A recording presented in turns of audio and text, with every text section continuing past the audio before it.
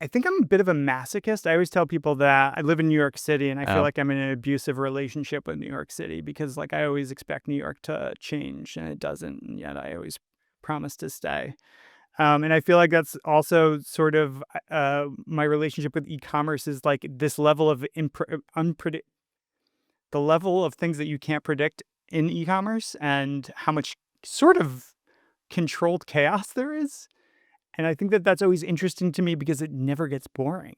So I think that that's what drew me into e-commerce. And in my career, I've worked for, small independent sellers, enterprises, and I actually previously worked for Thrasio, the aggregator. So having seen the industry from all those different dimensions, there's just a lot out there to learn. And I think that that's where I'm really ultimately wanting to go is sharpen my skills and learn. And I thought Viral Launch is the perfect place to do that. yeah, you're really in the weeds.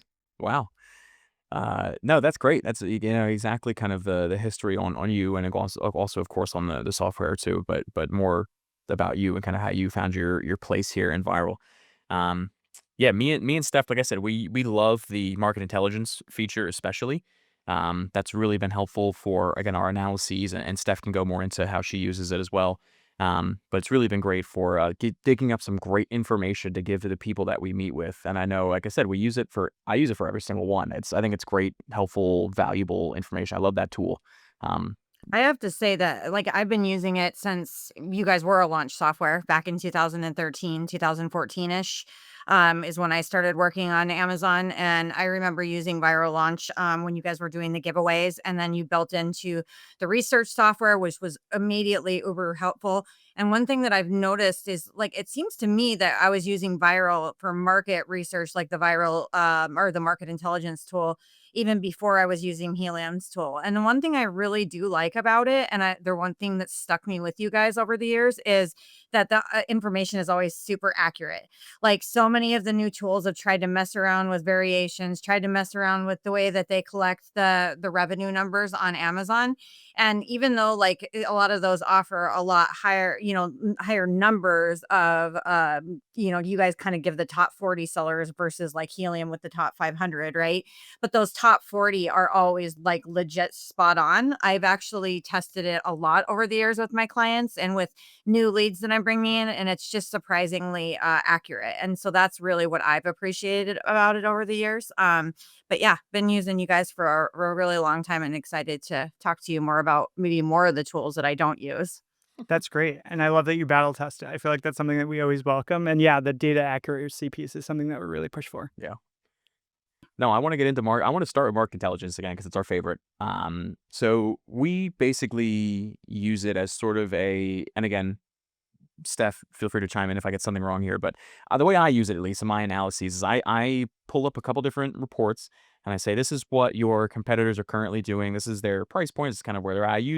I would say I focus on 5 of, like, the many different columns that are of data that you pull in, but I like to look at, monthly price, units sold, monthly revenue, monthly price, average price, or just the price of it, monthly units sold, monthly revenue, average reviews, average review score, and then the total reviews. I love those 5 columns, and those are obviously one of 5 of the most important pieces of information about any Amazon listing that you're looking at as a competitor. But there's a lot of data in there, and I think that's something that is probably even lost on me. I'm not afraid to admit it.